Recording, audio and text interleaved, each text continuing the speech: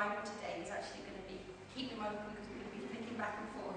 I'm actually starting in Exodus, and it's going to be, I'm going to be starting in chapter 3. But before I do that, I want to start by giving you a bit of history of where we're at, where we're going to start reading the Israelites have been slaves in Egypt. How they got there in the first place was that Joseph was sold by his brothers into slavery. That led him into slavery in Egypt.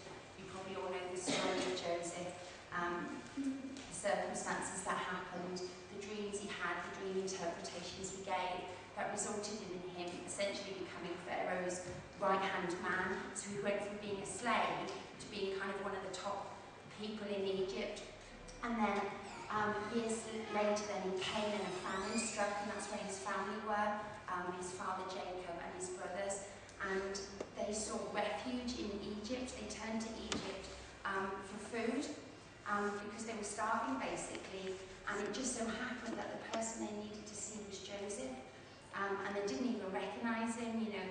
And so what happened was Joseph did grant them refuge in Egypt. So essentially, that's how Israel came into Egypt. Jacob and his sons settled there, obviously their families grew.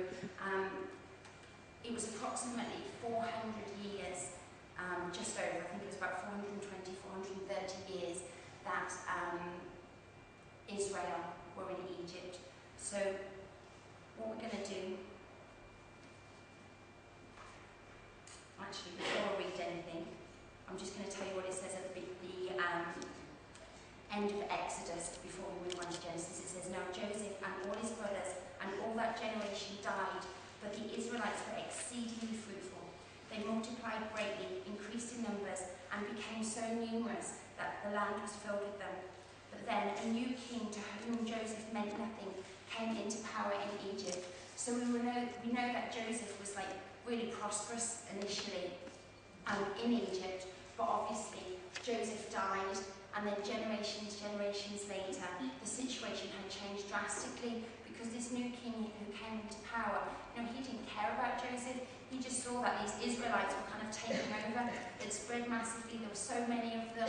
They were kind of outnumbering the Egyptians, and he obviously wanted to do something about that, and he did. You know, the Israelites went into slavery. They were completely oppressed in Egypt over those 400 years. And, I mean, I don't know if you can imagine if you're in a situation of slavery or oppression, your relationship with God, I imagine, would be greatly affected by that. I mean, the Israelites were God's chosen people. God, generations before, had spoken to their forefather Abraham and essentially said, you know, that he had promises for him. He promised him that his descendants would outnumber the stars in the sky. So he had all this promise for him.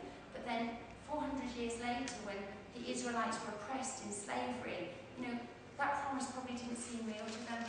You know, God probably didn't seem that personal to them or that real. You know, we get affected, don't we, by our situation. Yeah. 400 years later, the stories of their forefathers, the stories of Abraham speaking to God, and the story of Joseph interpreting dreams and being really high up in Egypt must have just seemed like old wives' tales. Yeah. You can imagine, can't you? The Bible stories sometimes to us feel like that, don't they? We can read them and we can think they're great stories.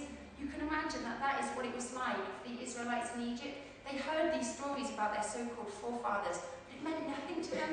They were in slavery, they couldn't imagine that. It just seemed like stories. And you know,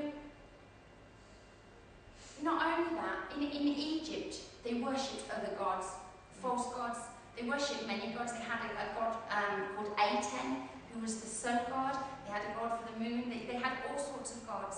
And obviously, you know, that would have affected the Israelites as well, because the Israelites obviously were slaves, and their owners, so to speak, were worshipping these other gods. Yeah. So the influence of that would have also affected the Israelites. So their faith almost in God would have been affected by so many outside sources. Just, you know, the worship of other gods by the Egyptians, their circumstance, you know, they're oppressed. They probably were thinking, you know, where is God? Yeah. They may be blaming him, rejecting him, you know, even ignoring him. And, you know, how many of us do the same in tough situations? We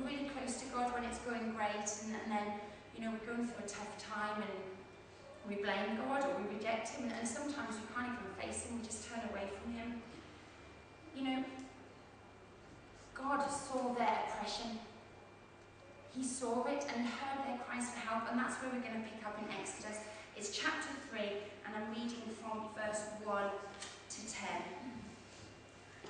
It says, Now Moses was tending the flock of Jethro, his father-in-law, the priest of Midian, and he led the flock to the far side of the wilderness and came to Horeb, the mountain of God. There the angel of the Lord appeared to him in flames of fire from within a bush. Moses saw that though the bush was on fire, it did not burn up. So Moses thought, I will go over and see this strange sight, why the bush does not burn up. When the Lord saw that he had gone over to look, God called to him from within the bush, Moses, Moses. And Moses said, Here I am. Do not come any closer, God said. Take off your sandals, for the place where you are standing is holy ground. Then he said, I am the God of your father, the God of Abraham, the God of Isaac, and the God of Jacob. At this Moses hid his face because he was afraid to look at God. The Lord said, I have indeed seen the misery of my people in Egypt. I have heard them crying out because of their slave drivers, and I am concerned about their suffering. So I have come down to rescue them from the hand of the Egyptians, and to bring them up out of that land into a good and spacious land, a land flowing with milk and honey, the home of the Canaanites, Hittites, Amorites, Perizzites, Hivites, and Jebusites. And now the cry of the Israelites has reached me, and I have seen the way the Egyptians are oppressing them. So now, go, I am sending you to Pharaoh to bring my people, the Israelites, out of Egypt. You know, verses 7 to 9 is a promise. God made them a promise. He said, I'm here, you know, I'm going to rescue you. So God reacquainted himself to the Israelites through Moses. And then, you know, he did. He led them out of slavery in Egypt, and he led them through the Red Sea, the Sea of Reeds, into the desert. And we know that for 40 years they were in the desert. And, you know, that wasn't all. He didn't just rescue them. God gave them a covenant. You know, a covenant is a solemn mutual commitment. It's like agreement between two parties. And if we just turn to Exodus 19, I'm just going to read a couple of verses there. This is from the beginning of 19. It says, On the first day of the 3rd month after the Israelites left Egypt, on that very day they came to the desert of Sinai. After they set out from Rephidim, they entered the desert of Sinai, and Israel camped there in the desert in front of the mountain. Then Moses went up to God, and the Lord called to him from the mountain and said, This is what you are to say to the house of Jacob, and what you are to tell the people of Israel. You yourselves have seen what I did to Egypt, and how I carried you on eagle's wings and brought you to myself. Now if you obey me fully and keep my covenant, then out of all the nations you will be my treasured possession. Although the whole earth is mine, you will be for me a kingdom of priests and a holy nation. These are the words you are to speak to the Israelites. You know, it goes on then in Exodus, in chapter 20 is the 10 Commandments. Actually from chapter 20 verse 22 to chapter 23 verse 33, it's actually called the Jewish Book of the Covenant because it contains all the laws, the 10 Commandments and so on. So it's essentially the ground rules for God's relationship with the Israelites. You know, it was God forming a new relationship with them. The covenant was him saying, this is how it's going to work from now on. This is how our relationship will be. You know, it didn't matter that their relationship with God, the Israelites, had gone a bit off track over the last 400 years. God found a way to restore that relationship and renew it, and that was in the form of the covenant. You know, the covenant made God their God, and the people his people. That's essentially what the covenant did. And you know, he